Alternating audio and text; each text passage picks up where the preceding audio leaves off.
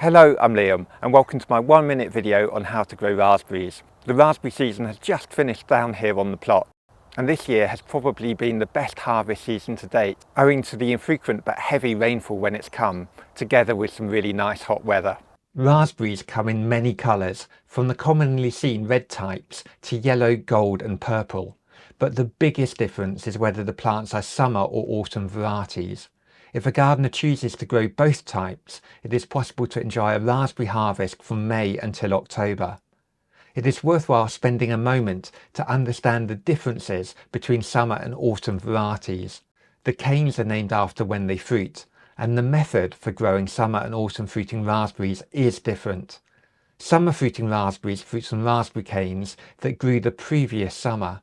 Therefore, it takes 2 years to get the first significant harvest after planting. By contrast, autumn fruiting raspberries grow on new canes that grow and fruit in the same year. When I first researched raspberries before I started to grow them, I was confused by pruning instructions. I hope I do not confuse you now. The basics are as follows. After they have fruited, and only after, all raspberry canes should be cut to about 6 inches or 15 centimetres off the ground.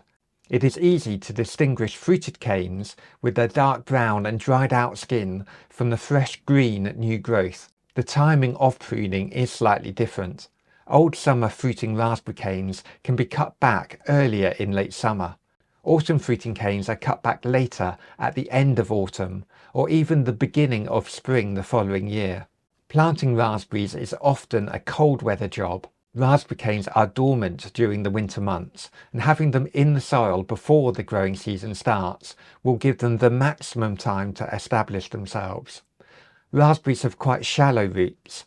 It is important to plant the canes with their roots horizontal along the ground rather than down into the earth, and not too deep. About 5 to 10 centimetres is all they need. Mixing in large amounts of well-rotted compost will improve the health of the canes and the size of the fruit. Raspberries prefer a slightly acidic soil, so mixing in ericaceous compost will help. Mushroom compost, which is slightly alkaline, is best avoided. Raspberry canes need to be supported, and the frame has to be of sufficient strength to protect the plants when in leaf during strong winds. A line of raspberry canes acts like a fence in blocking the wind, and therefore the supports have to withstand considerable force. I have learnt the merits of using strong metal poles, scaffolding type for the posts, and thick garden wire. The humble raspberry grows well in Scotland, a country that is famous for raspberries and is the origin of many raspberry varieties sold in shops. From this, it is perhaps not surprising that they like warm but not very hot weather in the summer, and they do especially well with a good amount of rain or regular watering through spring and summer before fruiting. In addition, applying a thick mulch in early spring both feeds and protects the roots from drying out. It also helps to suppress weed growth. With good luck and good weather, plus netting against birds, it is easy to achieve a good harvest. A quick note, whilst raspberries grow vigorously in the right conditions, they grow less strongly when moisture is lacking. With summers increasingly hot and dry, it is becoming more difficult to grow them in some areas. Other cane fruit with deeper roots, like tayberries and boysenberries, are worth considering as alternatives. I have created growing videos on these plants, and I will add links to them in the video description. And that's it. I hope you liked my video on how to grow raspberries.